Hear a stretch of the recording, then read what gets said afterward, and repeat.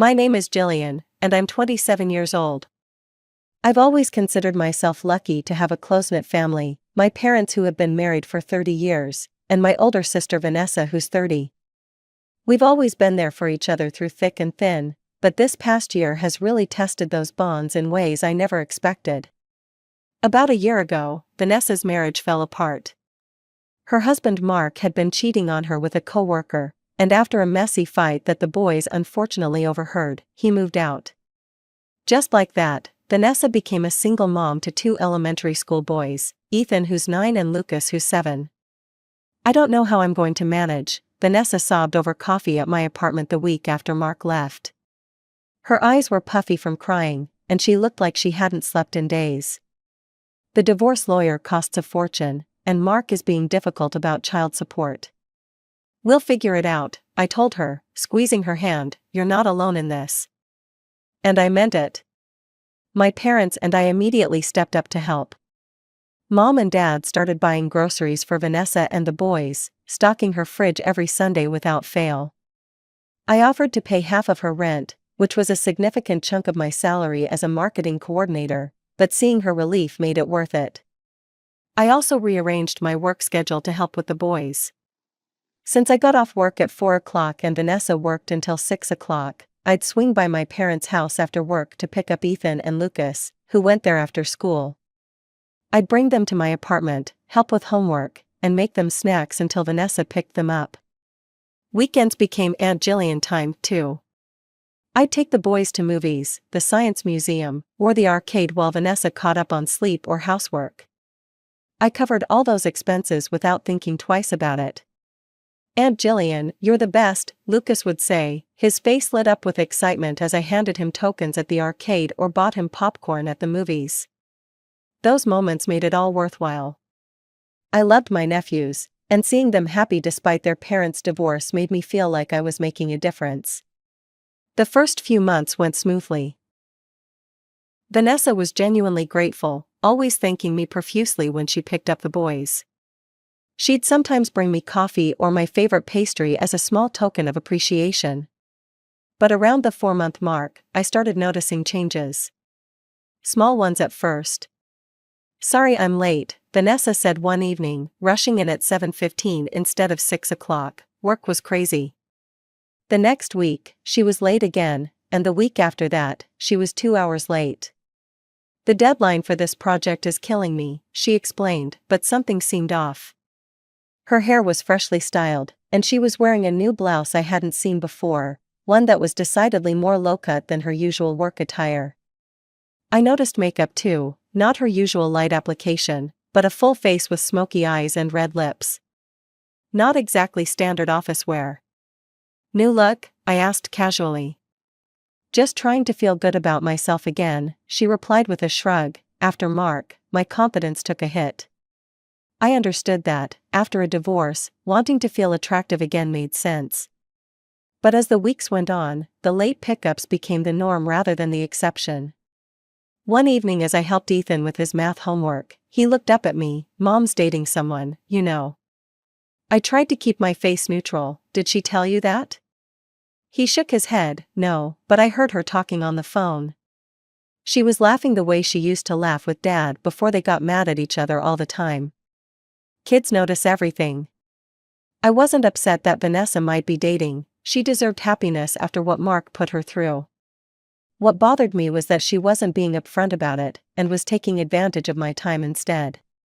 Then came the Thursday that changed everything. Vanessa was supposed to pick the boys up at 6 o'clock. By 8 o'clock, she still hadn't arrived, and her phone was going straight to voicemail. By 9 o'clock, I was genuinely concerned. I called my parents. Mom, have you heard from Vanessa? She was supposed to pick up the boys 3 hours ago, and her phone is off. There was a pause on the other end of the line. Oh honey, I thought she would have told you. She, had plans tonight. What kind of plans involve turning off your phone when your children are waiting for you? Jillian, my mother said in her placating voice, your sister has been through a lot.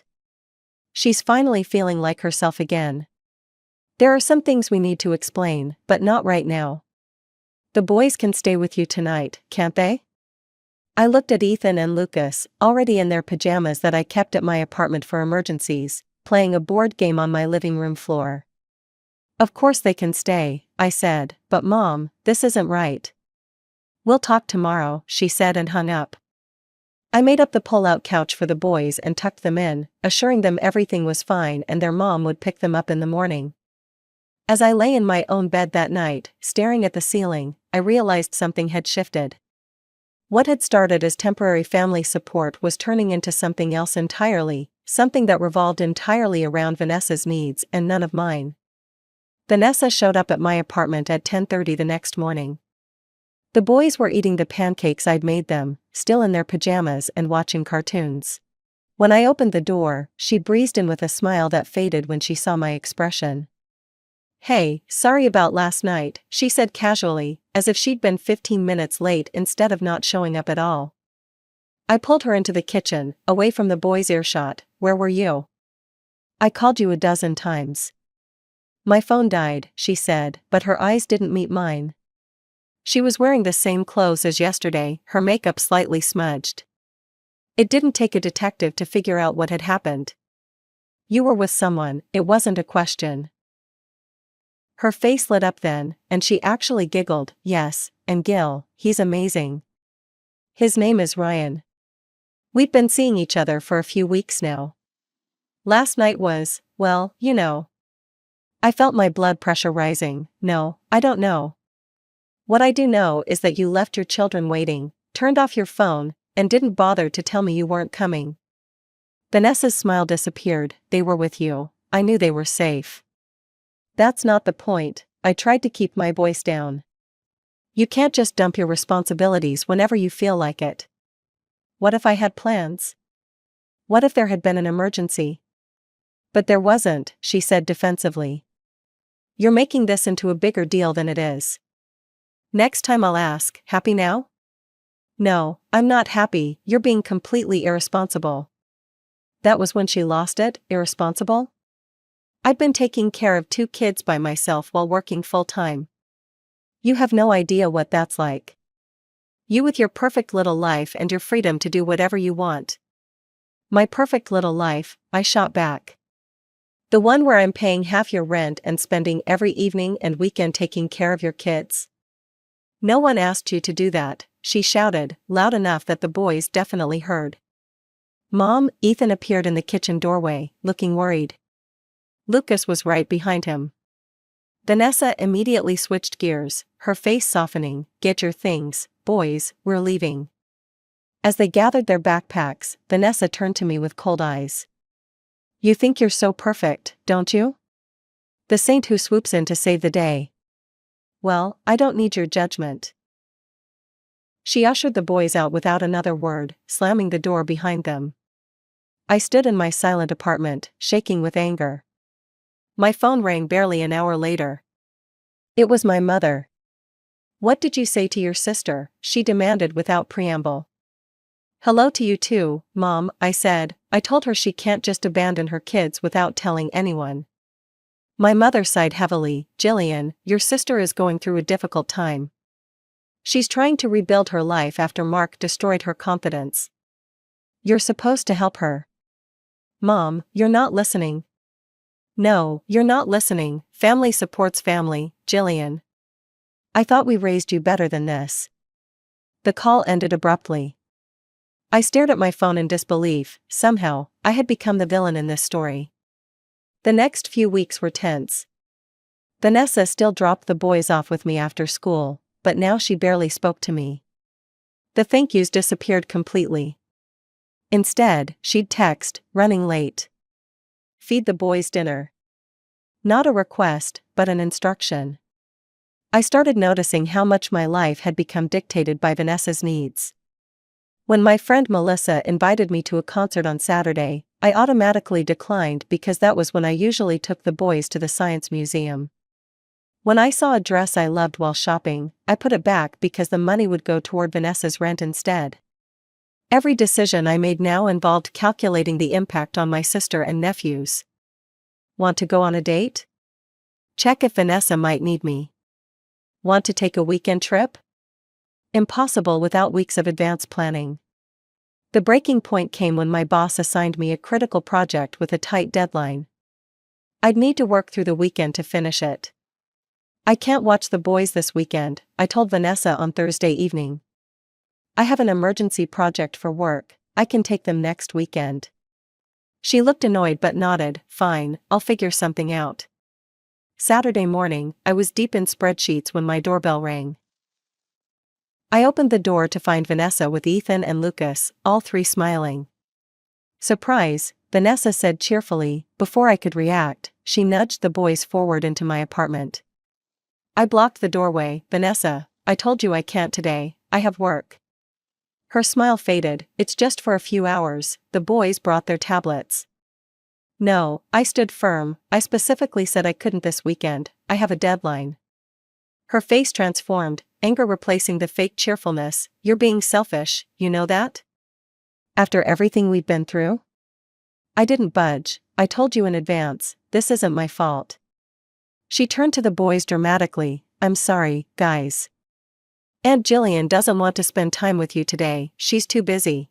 That's not what I said, I protested, but Vanessa was already pulling the boys back toward the elevator. I closed my door, leaning against it with a heavy sigh. This was emotional manipulation at its finest. I returned to my work, trying to push the guilt aside. 2 hours later, my phone rang. It was Ethan. Aunt Jillian, his voice was small and uncertain. We're at the Westfield Mall, at the food court, Mom said to call you. My heart dropped. Where's your mom, honey? She said she had to go do something with Ryan. She told us to call you to come get us. I gripped my phone tighter. She left you alone at the mall? She said you'd come right away. White-hot rage flooded through me. This was beyond irresponsible, it was dangerous. I'll be there in 15 minutes, I told him. Don't move from the food court, okay? Stay together. I grabbed my keys, abandoning my work without a second thought. My sister had gone too far this time. I found the boys sitting exactly where Ethan said they would be, at a table in the food court with half-eaten pretzels in front of them. Lucas's eyes lit up when he saw me, but Ethan looked embarrassed. Aunt Jillian, Lucas ran to hug me. Hey, buddy, I hugged him back, then looked at Ethan. You okay?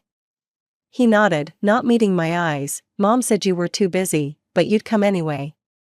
My blood boiled all over again. Vanessa had manipulated all of us, knowing full well I wouldn't leave her children stranded no matter how angry I was. In the car, I tried calling Vanessa again. Straight to voicemail, naturally. I briefly considered calling the police to report abandoned children, but I knew that would only create more trauma for the boys. Instead, I drove straight to my parents' house. Mom answered the door, surprised to see us. Jillian, boys? What are you doing here? Ask your daughter, I said, ushering the boys inside.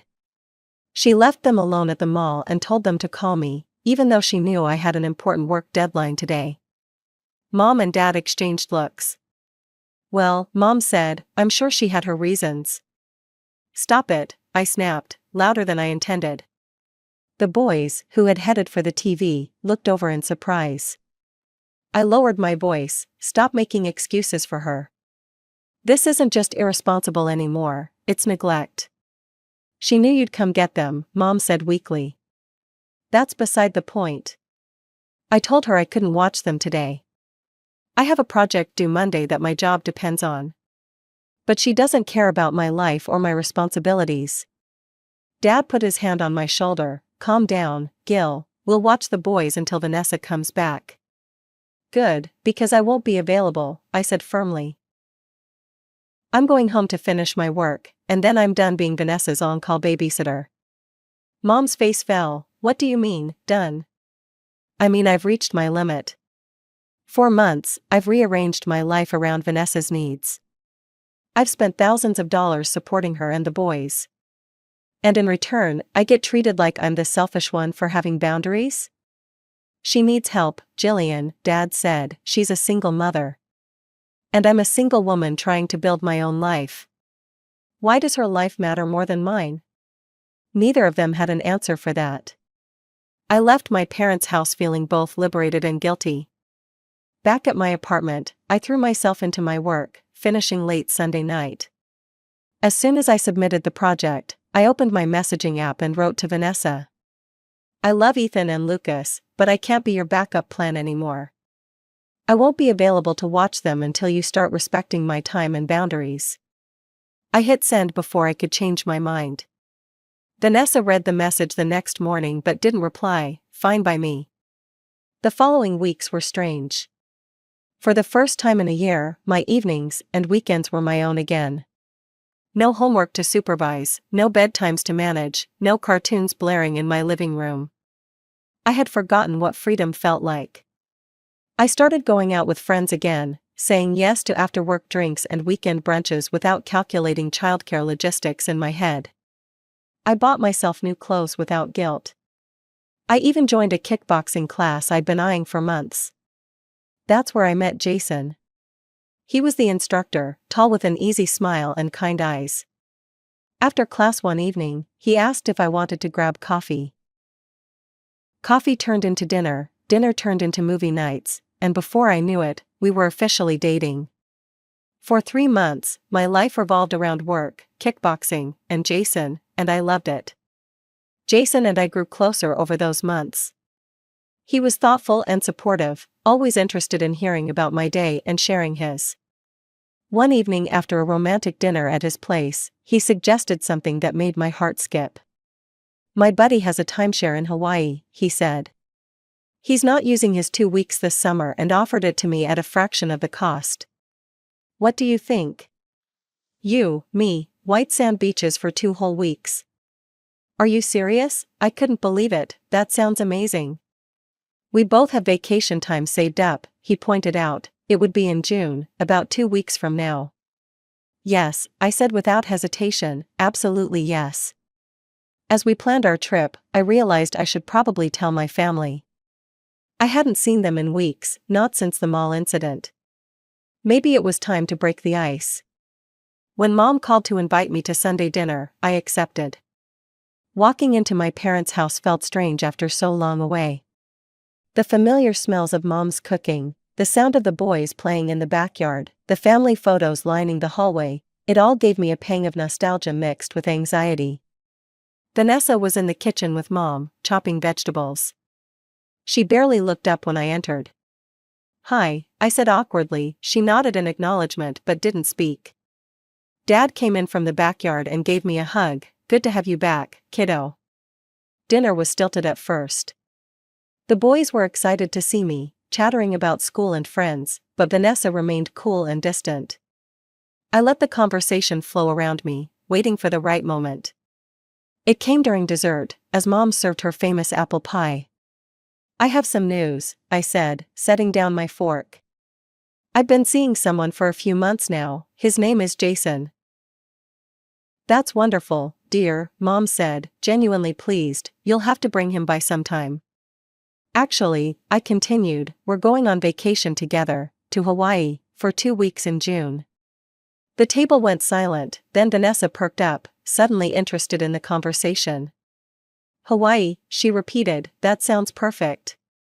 The boys have summer break then, and I have vacation time saved up. I stared at her, confused. What?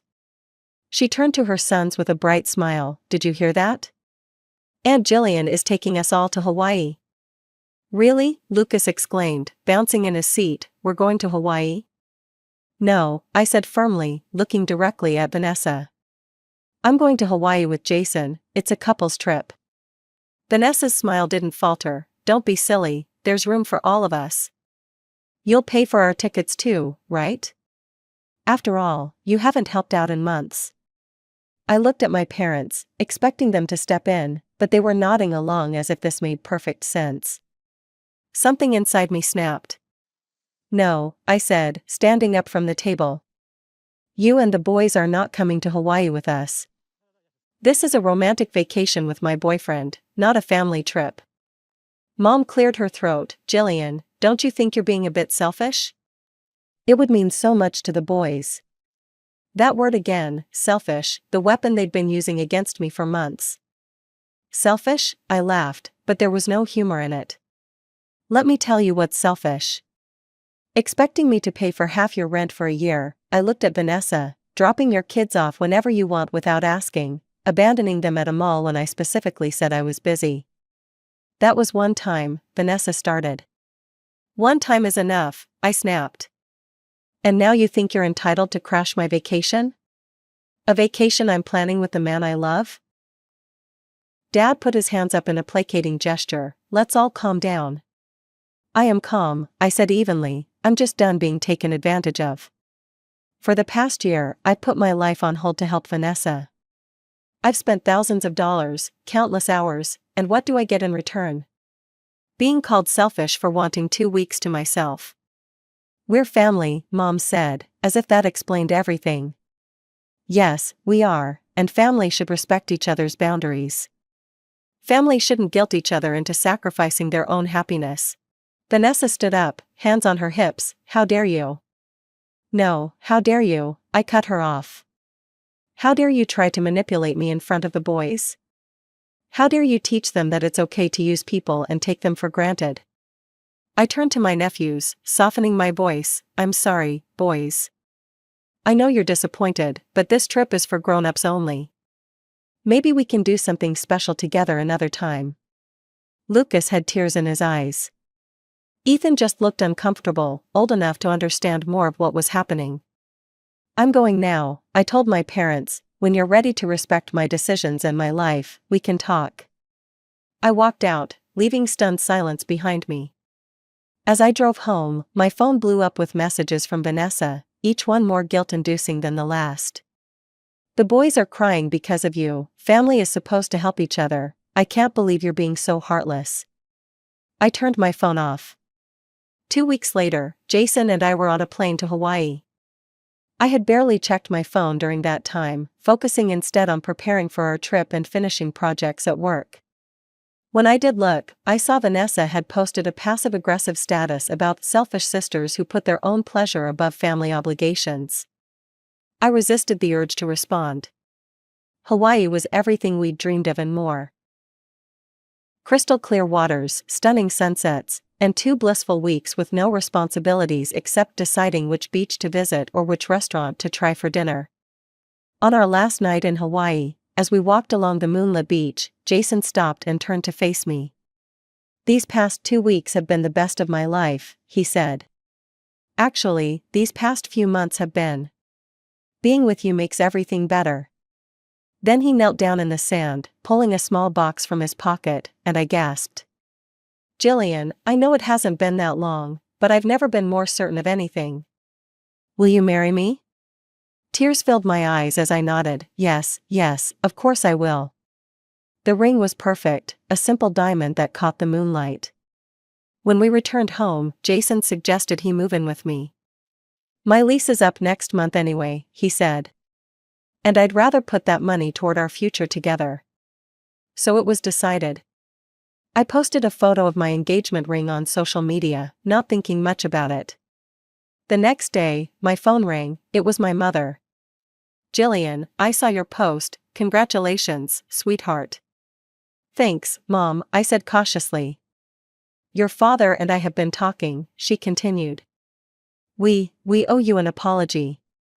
We've been so focused on helping Vanessa that we didn't consider how it was affecting you. I hadn't expected this. Oh. We'd love for you and Jason to come over for dinner this weekend. Your sister and the boys will be here too.